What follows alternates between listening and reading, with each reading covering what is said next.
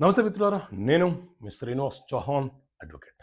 మిత్రులారా, agreement of sale ప్రకారంగా మనము ఎవరికైనా ఆ ఆస్తిని రిజిస్ట్రేషన్ చేయవచ్చా?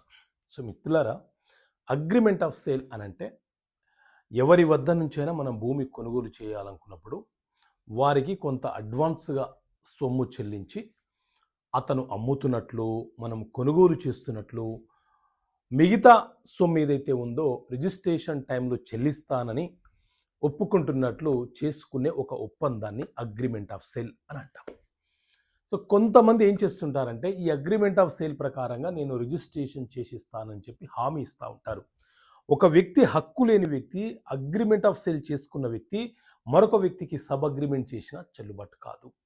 ఆ వ్యక్తి వేరే వ్యక్తులకు అమ్ముతానని రిజిస్ట్రేషన్ చేసినా చెల్లుబాటు కాదు. అయితే ఒక కేసులో ఒక వ్యక్తి ఏం చేశాడు అని అంటే అగ్రిమెంట్ ఆఫ్ సేల్ అనే డాక్యుమెంట్ని వ్యాలిడేషన్ చేపించి దాని మీద ప్రభుత్వానికి సర్ఛార్జీలు చెల్లించి అది చట్టబద్ధమైనదిగా మారినట్లు చూపించి దాన్ని ఆధారంగా చేసుకొని మరొక సేల్ డీడ్ అంటే వేరే వ్యక్తికి అమ్మివేసినాడు. అని వాస్తవంగా అతను ఆ భూమికి హక్కుదారుడు కాదు.